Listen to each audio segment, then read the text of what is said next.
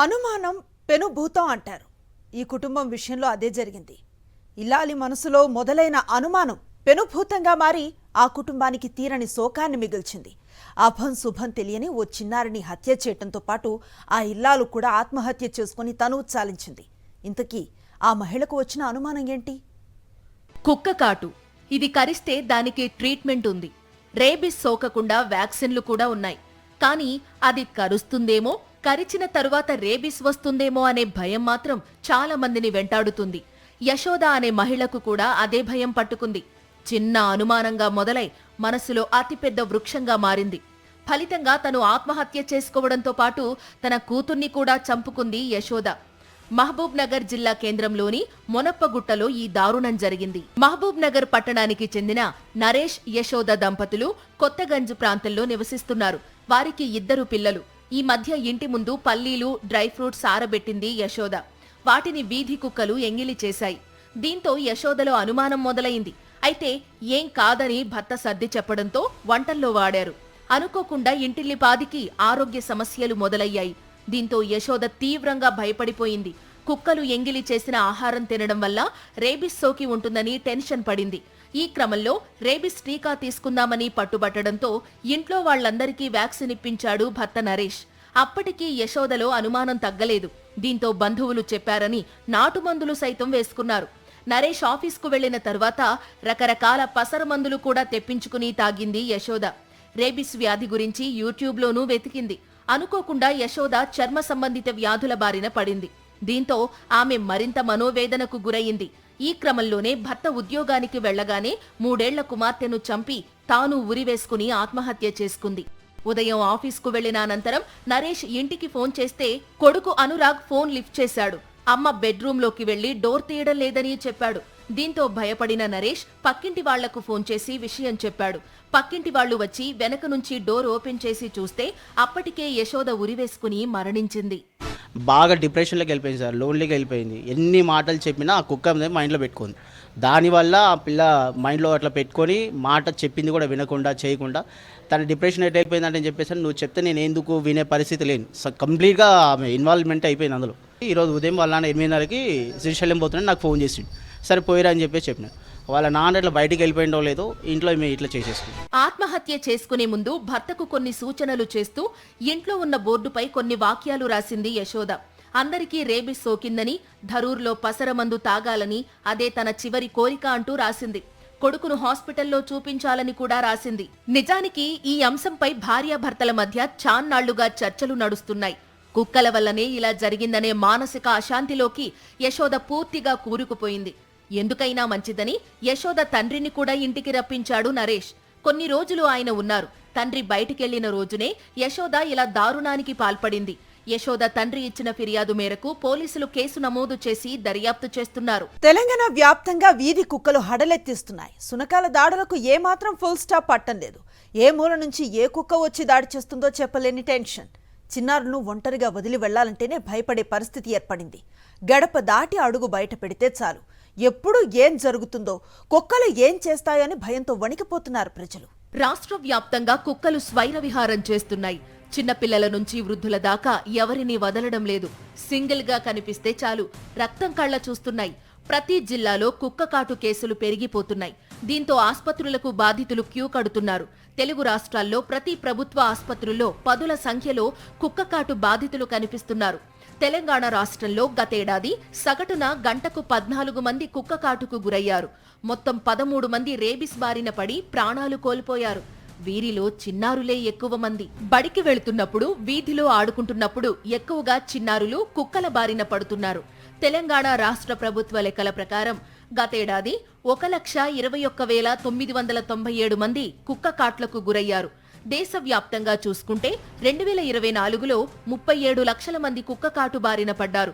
దేశ రాజధాని ఢిల్లీలోనూ ఈ ఏడాది తొలి 6 నెలల్లో 35,198 మంది కుక్క కాటుకు గురయ్యారు. ఇవన్నీ అధికారిక లెక్కలు. మరో బాధాకరమైన విషయం ఏంటంటే ప్రపంచవ్యాప్తంగా నమోదవుతున్న రేబిస్ మరణాల్లో 36% మరణాలు ఇండియాలోనే నమోదవుతున్నాయి. స్వయంగా ప్రపంచ ఆరోగ్య సంస్థ వెల్లడించిన కఠిన వాస్తవం ఇది. తెలంగాణ రాష్ట్రంలో హైదరాబాద్లో అత్యధికంగా ప్రజలు కుక్క కాటుకు గురవుతున్నారు. గతేడాది హైదరాబాద్లో 21,131 మంది కుక్క కాటుకు గురికాగా ఈ ఏడాది జులై వరకు 13,920 మంది కుక్క కాటు బారిన పడ్డారు. రెండో స్థానంలో మేడ్చల్, మూడో స్థానంలో రంగారెడ్డి నిలిచాయి. ఓవరాల్ గా చూసుకుంటే జీహెచ్ఎంసీ పరిధిలోనే కుక్క కాట్లు ఎక్కువగా నమోదవుతున్నాయనేది అధికారికంగా తేలిన లెక్క. తెలంగాణ అంతటా 20 లక్షల కుక్కలు ఉన్నాయనేది అనధికారిక అంచనా. గడిచిన 5 ఏళ్లలో ఇవి ఏ స్థాయిలో పెరిగాయంటే 2 ఉండాల్సిన చోట 20 కుక్కలు ఉంటున్నాయి. వీటి నియంత్రణకు తీసుకుంటున్న చర్యలు మాత్రం పెద్దగా కనిపించడం లేదు. కుక్కల సంతతి పెరగకుండా చేయాల్సిన ఆపరేషన్లకు సరిపడినన్ని మౌలిక వసతులు తెలంగాణలో లేవు. పైగా దీన్ని అమలు చేసేందుకు కేంద్ర ప్రభుత్వ ఆధ్వర్యంలోని జంతు సంరక్షణ బోర్డు అనుమతి ఇవ్వడం లేదు. బ్రిటన్, అమెరికా, సింగపూర్ లాంటి దేశాల్లో కుక్కలను రోడ్లపై తిరగనివ్వరు. లండన్లో కుక్క వీధిలో కనిపిస్తే బంధిస్తారు. వారం రోజుల్లో ఎవరూ తీసుకువెళ్లకపోతే దాన్ని ప్రభుత్వమే సంరక్షిస్తుంది. అలాగే పెంపుడు కుక్కల విషయంలో యజమానులు ఖచ్చితమైన నిబంధనలు పాటించాలి. ఏదైనా కారణంతో వాటిని పోషించలేకపోతే ప్రభుత్వానికి అప్పగించాలి తప్ప వీధుల్లో వదలకూడదు. ప్రపంచ దేశాల్లో కుక్కల విషయంలో ఇలా ఖచ్చితమైన నిబంధనలు ఉన్నాయి. మరి ఇండియా పరిస్థితి ఏంటి? పెంపుడు కుక్కల విషయంలో వీధి కుక్కల నిర్వహణలో మనం ఎక్కడున్నాం? చివరికి సుప్రీంకోర్టు కల్పించుకోవాల్సిన పరిస్థితి ఎందుకు వచ్చింది? వీధి కుక్కలకు సంబంధించి సుప్రీంకోర్టు ఇటీవల సంచలన తీర్పు వెలువరించింది. ఢిల్లీ రోడ్లపై కుక్కలు కనిపించకూడదని ఆదేశించింది. వాటన్నింటినీ సంరక్షణ కేంద్రాలకు తరలించాలని సూచించింది. అయితే దీనిపై దేశవ్యాప్తంగా చర్చ మొదలైంది. జంతు ప్రేమికులు కొంతమంది కన్నీళ్లు పెట్టుకున్నారు. దీంతో ఈ ఆదేశాలను మరోసారి పునఃసమీక్షించింది అత్యున్నత ధర్మాసనం. ఢిల్లీ నుంచి తరలించిన వీధి కుక్కలను తిరిగి వాటి స్థానాల్లోనే విడిచిపెట్టాలని ఆదేశించింది. అయితే కుక్కలన్నింటికీ టీకాలు వేసి స్టెరిలైజ్ చేసి డీవామ్ చేసిన తరువాత వీధుల్లోకి వదలాలని ఆదేశించిన కోర్టు రేబిస్ సోకిన కుక్కల్ని మాత్రం విడిచిపెట్టకూడదని సూచించింది. ఎక్కడ పడితే అక్కడ వీధి కుక్కలకు ఆహారం పెట్టడంపై నిషేధం విధించిన కోర్టు ఇకపై ప్రత్యేకంగా కేటాయించిన స్థలాల్లో మాత్రమే కుక్కలకు ఆహారం పెట్టాలని, వాటి కోసం డాగ్ లవర్స్, ఎన్జీఓలు కొంత డబ్బు జమ చేయాలని సూచించింది. ఈ సమస్య పరిధిని దేశవ్యాప్తం చేసింది సుప్రీంకోర్టు. కేవలం ఢిల్లీకి మాత్రమే ఆదేశాల్ని పరిమితం చేయకుండా అన్ని రాష్ట్రాలకు వర్తింపజేసింది. దేశవ్యాప్తంగా ఉన్న అన్ని మున్సిపాలిటీలు కుక్కల్ని స్టెరిలైజ్ చేయాలని ఆదేశించింది. క్రూరంగా, ప్రమాదకరంగా ప్రవర్తించే కుక్కల్ని మాత్రం నిర్బంధించవచ్చని తెలిపింది. కుక్కల్ని నియంత్రించడం ప్రజా భద్రతకు అత్యంత ముఖ్యమైన అంశమే అయినప్పటికీ ఈ సమస్యను జంతు సంక్షేమం కోణంలో కూడా చూడాల్సిన అవసరం ఉందని అభిప్రాయపడింది. జంతువుల పట్ల కరుణ భారతీయ చట్టంలో భాగమే అయినప్పటికీ పౌరుల భద్రత, మరీ ముఖ్యంగా పిల్లలు, వృద్ధులు, దృష్టిలోపం ఉన్న వ్యక్తుల భద్రత విషయంలో రాజీ పడలేమని సుప్రీంకోర్టు తన ఉత్తర్వుల్లో పేర్కొంది. తెలంగాణలో కుక్క కాటుకు సంబంధించి 2023లోనే విచారణ జరిగింది. వరుసగా నమోదవుతున్న కుక్క కాటు కేసుల్ని దృష్టిలో పెట్టుకుని అప్పట్లోనే సుమోటోగా కేసు విచారణ చేపట్టింది హైకోర్టు. ఈ మేరకు కోర్టుకు అఫిడవిట్ దాఖలు చేసింది జీహెచ్ఎంసీ. అయితే ఇప్పటికీ తెలంగాణలో కుక్క కాట్లు తగ్గలేదు. మరీ ముఖ్యంగా హైదరాబాద్ పరిసర ప్రాంతాల్లో ప్రతిరోజు పెద్దలు, చిన్నారులు కుక్క కాటుకు గురవుతూనే ఉన్నారు. చివరికి కుక్కల బెడద ఏ స్థాయికి చేరిందంటే చాలా మందికి డాగ్ ఫోబియా పట్టుకుంది. యశోద అనే మహిళ తీవ్ర మానసిక వేదనకు గురై కుంగిపోయి ఆత్మహత్య చేసుకుందంటే ప్రజలకు కుక్కలంటే ఎంత భయం పట్టుకుందో అర్థం చేసుకోవచ్చు. చాలా మంది పేరెంట్స్ తమ పిల్లల్ని కాపాడుకోవడానికి బయటకు పంపించడం మానేశారు. ఫలితంగా పిల్లల్లో కూడా మానసిక సమస్యలు తలెత్తే ప్రమాదం ఉందంటున్నారు సైకాలజిస్టులు.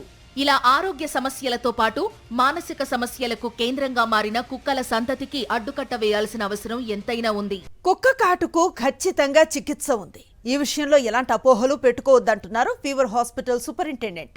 రేబిస్ సోకిందనే అనుమానంతో ఆత్మహత్య చేసుకున్న యశోద ఘటనపై స్పందించిన డాక్టర్ ఏ చిన్న అనుమానం ఉన్నా ముందుగా వైద్యులను సంప్రదించాలని సూచిస్తున్నారు. కుక్క కరిచినప్పుడు చేయాల్సిన ప్రాథమిక చికిత్స, తీసుకోవాల్సిన జాగ్రత్తలపై డాక్టర్ రాజేంద్ర ప్రసాద్తో మా ప్రతినిధి రవిచంద్ర ఫేస్ టు ఫేస్. కుక్కకాటుతో దేశంలో 20,000కు పైగా అంటే ఆ విధంగా చనిపోయడానికి అవకాశం ఉంది. దీంతో చాలామంది కుక్కకాటుతో చనిపోతున్నారు. Fever hospital superintendent sir Rajendra Prasad sir ఉన్నారు. వారిని తెలుసుకుందాం.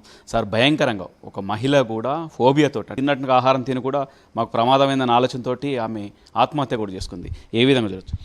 ఇది ఒక రకంగా ఫోబియా అండి. తనకున్న అంటే వస్తుందా రాడని సెకండ్ ఇష్యూ. మోస్ట్లీ తనకు ఖర్చు చాలా రోజులైంది. సో తనకు వచ్చింది సెలైవే కాబట్టి ఎక్కడ డాగ్ బైట్ కాలేదు. తర్వాత సెలైవా ఆ పేషెంట్ రక్తంలోకి ఎక్కడా పోలేదు.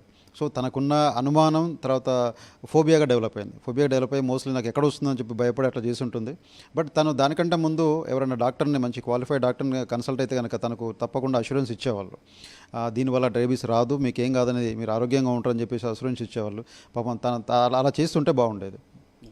ఇంకోటిసారి యావరేజ్గా దేశవ్యాప్తంగా కూడా మన రాష్ట్రంలో కూడా చాలామంది కుక్కకాటుతో చనిపోయారు. ఉత్తరప్రదేశ్లో బ్రిజేష్ సోలంకి అనే అతను ఒక కబడ్డీ ప్లేయర్ కూడా చనిపోయారు. ఈ సంఖ్య ఎట్లా ఉంది, ఏ విధంగా ఉంది రేషియో? ఒక మన హాస్పిటల్లో తీసుకుంటే ఫీవర్ హాస్పిటల్లో దాదాపు ప్రతిరోజు 100 కంటే ఎక్కువ డాగ్ బైట్ కేసెస్ వస్తూ ఉంటాయి. సంవత్సరానికి దాదాపు 30,000 డాగ్ బైట్ కేసెస్ వస్తూ ఉంటాయి మనకి. సో సీజన్ని బట్టి మారుతూ ఉంటుంది. కొన్ని సీజన్లో ఎక్కువ కేసులు, కొన్ని సీజన్లో తక్కువ కేసులు వస్తూ ఉంటుంది. బట్ వీలైనంతవరకు దాంట్లో చాలా మెజారిటీ వాళ్ళకి ఒకవేళ మనకేమైనా డౌట్ ఉన్నా లేకుంటే వ్యాక్సినేషన్ స్టేటస్ తెలియకున్న డాగ్ది తప్పకుండా ఇమ్యునోగ్లోబులిన్స్ తర్వాత వ్యాక్సినేషన్ 2 ఇస్తాం మన దగ్గర. సో అప్పటికి కూడా కొంతమంది నెగ్లిజెన్స్తోనో లేకుంటే అమాయకత్వంతోనో లేకుంటే తెలియకనో ఇమ్యునోగ్లోబులిన్స్ తీసుకోకపోవడం తర్వాత వ్యాక్సినేషన్ తీసుకోకపోవడం వల్ల దాదాపు రేబీస్ డెవలప్ అయ్యి రేబీస్తో కూడా వస్తూ ఉంటారు. మన హాస్పిటల్లో ఇప్పటివరకు దాదాపు 28 రేబీస్ కేసులు వచ్చినాయి. దాదాపు అందులో ఎవరు కూడా ఇంతవరకు సర్వైవ్ కాలేదు. సో కరెక్ట్ ప్రాపర్గా చనిపోయిన వాళ్ళ సార్ రేబీస్ వచ్చి చనిపోయిన వాళ్ళు టోటల్ రేబీస్ వచ్చిన మందికి 28 మంది మన హాస్పిటల్కి వచ్చిన వాళ్ళు. అందులో దాదాపు 28 మందిలో 28 మంది చనిపోయినారు. కుక్కలు ఆరోగ్యంగా ఉన్నాయి, కరిచింది నాకు ఏం కాదన్నట్టు ఆలోచనతో కొంతమంది ఉంటారు. దానికి రేబీస్ వ్యాక్సిన్ ఇవ్వచ్చు, ఇవ్వకపోవచ్చు. అట్లాంటి ఆరోగ్యకరమైన కుక్కలు కరిచిన, గాయపరిచిన వాళ్ళకు రేబీస్ ముప్పు ఉండేటువంటి అవకాశం ఉందనుకోవచ్చు. తప్పకుండా ఉంటుంది. వ్యాక్సినేషన్ స్టేటస్ తెలియని ఏ డాగ్ కరిచినా కూడా తప్పకుండా ఇమ్యునోగ్లోబులిన్స్ తర్వాత వ్యాక్సినేషన్ తీసుకోవాలి.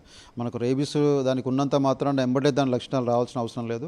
తర్వాత కొన్ని రోజుల తర్వాత బయటపడవచ్చు. అందుకని మనకు క్లియర్గా ఆ డాగ్ వ్యాక్సినేటెడ్ పర్ఫెక్ట్గా చేసిండ్రు అనుకున్నప్పుడు మాత్రం దాని వ్యాక్సినేషన్ అవసరం లేదు. బట్ వ్యాక్సినేషన్ స్టేటస్ తెలియకుంటే మాత్రం తప్పకుండా మన హాస్పిటల్కి వచ్చేసి వూండ్ కేటగిరీని బట్టి ఇమ్యునోగ్లోబులిన్స్ తర్వాత వ్యాక్సినేషన్ 2 తీసుకోవాల్సి వస్తుంది. కొంతమంది కుక్కగరవనే ఆ గాయంని సబ్బుతోటి లేదంటే దోసాకుతోటి కొన్ని రకాల ఆకులతోటి కడిగేసి ఇక మాకు ఏమీ కాదు అనేటువంటి అభిప్రాయంతో అక్కడే ఉంటారు. ఆ తర్వాత ఎఫెక్ట్ అయ్యేటువంటి అవకాశం ఉంటుంది అనుకోవచ్చా? వాళ్ళకి మీరు ఎలాంటి సలహా ఇస్తారు? తప్పకుండా అంటే సోప్ పెట్టి కడగడం అనేది మంచి అలవాటే. తప్పకుండా ఎక్కడైతే డాగ్ గరిచిందో అక్కడ హాస్పిటల్ వెళ్ళేలోపు సోప్ పెట్టి చాలాసేపు అంటే ఒక 10 మినిట్స్ 15 మినిట్స్ వరకు ఇక్కడ ఫ్లోయింగ్ వాటర్లో కొంచెం ప్రెషర్తో పెట్టేసి కంటిన్యూస్గా కడిగితే మాత్రం తప్పకుండా అది ఉపయోగం ఉంటుంది. బట్ దాని తర్వాత తప్పకుండా హాస్పిటల్కి వెళ్ళేసి ఓన్లీ కడిగినంత మాత్రాన మనకు రేబీస్ రాకుండా ఉంటుందనేది 100% చెప్పలేం. బట్ కొంతవరకు చాలా వరకు ప్రొటెక్ట్ చేస్తుంది అది. కొంతమందికి కుక్క కాటు కరిచిన దగ్గరనే ఇంజక్షన్లు ఇస్తారు. దాంతోపాటు ఒక కోర్స్ ఉంటుంది, ఒక నెలను తీసుకోవాలి. మాకు ఇంజక్షన్ అంటేనే భయం అనేటువంటి ఆలోచనతో ఆ భయానికి కూడా కుక్క కరిచిన విషయాన్ని కూడా చెప్పరు. దగ్గర బంధువులు కావచ్చు, పిల్లలు ముఖ్యంగా ఆ ఇంజక్షన్ ఏడేస్తారో ముఖ్యంగా అంటుంటారు కదా చాలామంది. ఈ విధంగా 3-4 ఇంజక్షన్లు ఉంటాయి, బొడ్డు చుట్టూ ఇస్తారు, కరిచిన దగ్గర ఇస్తారు, ఇదంతా ఉంటారు. వాళ్ళకు ఎలాంటి సలహా ఇస్తారు? సో మనం ఒకరోజు భయంతో భయపడితే లైఫ్ అయిపోయే ఛాన్సెస్ ఉంటాయి. సో అటువంటి భయాలు తీసుకోవద్దు. మీరు అన్నట్టుగా ఇమ్యునోగ్లోబులిన్స్ అనేది ఎక్కడైతే కుక్క కరిచిందో మనం టోటల్గా తన బరువుని క్యాలిక్యులేట్ చేసేసి సగం ఇంజెక్షన్ ఆ కరిచిన దగ్గర ఇస్తాం, మిగతా సగం ఇంజెక్షన్ ఏమో ఇంట్రామస్కులర్ ఇస్తాం. వ్యాక్సినేషన్ మాత్రం షెడ్యూల్ ప్రకారం ఇంట్రామస్కులర్ ఇస్తాం. ఏ నెలలో ఎక్కువగా కుక్కలు కరిసేటట్టుగా వాళ్ళు వస్తారు? జనరల్గా ఒకప్పుడు సమ్మర్లో ఎక్కువ కరుస్తాయన్నట్టుగా లేదంటే చిత్తకార్తెలో ఎక్కువ కరుస్తాయన్నట్టుగా ఈ 2 అభిప్రాయాలు ఉన్నాయి. కానీ ఇప్పుడు ప్రతి నెలలో అదే సంఖ్య అదే విధంగా వస్తుందా? ఎట్లా ఉంది సార్ రేషియోలో? దాదాపు సేమ్ ఉంటుందండి. ప్రతి నెలలో కూడా దాదాపుగా ఒకటే రకంగా 2,500 నుంచి 3,000 చిల్లర వరకు ఉంటాయి. ఒక సమ్మర్లో మీరు అన్నట్టుగా సమ్మర్లో కొంచెం ఎక్కువ అయ్యే అవకాశాలు ఉంటాయి. బట్ మిగతా సీజన్లో దాదాపు యావరేజ్గా అంతే ఉంటుంది. అరౌండ్ 3,000 ప్రతి నెల కూడా 3,000 వరకు డాగ్ బైట్ కేసులు వస్తూ ఉంటాయి. కొన్ని ఆహార పదార్థాల విషయంలో అది ముట్టిన నాలుకతోటి కానీ టచ్ చేసింది తెలియకుండా కుక్క ముట్టిందా లేదా తెలియదు, అలాంటి ఆహారం తిన్నట్టుంటే వాళ్ళకు రేబీస్ వ్యాధి వచ్చేటట్టుకు అవకాశం ఉందా? లీస్ట్ ఛాన్సెస్ అట్లా. ఇంకా యూజువల్గా మనకు రేబీస్ పక్కన పెడితే కనుక సో ఒకసారి డాగ్ కంటామినేట్ అయిన సెలైవతో కంటామినేట్ అయిన ఫుడ్ కూడా ఎటువంటిదో తీసుకోవడానికి మంచిది కాదు. బట్ అట్లా ఆ రూట్లో వచ్చే అవకాశం చాలా తక్కువ ఉంటుంది. ఒక మహిళ ఆమెకు కుక్కతో ఉన్నట్టు ఆహారాన్ని తీసుకోవడం లేదంటే వాళ్ళ పాపకు పిల్లలకు వాళ్ళకు కూడా రేబీస్ వ్యాక్సిన్ వస్తుందన్న భయంతో ఆ మహిళ ఆత్మహత్య చేసుకుంది. అలాంటి సంఘటనలు జరగకుంటున్నారంటే డాక్టర్ని కలవటమే ఉత్తమన్న అభిప్రాయం వ్యక్తం చేస్తున్నారు fever hospital superintendent Rajendra Prasad sir. Camera person వినోద్తో రవిచంద్ర, సాక్షి టీవీ, హైదరాబాద్.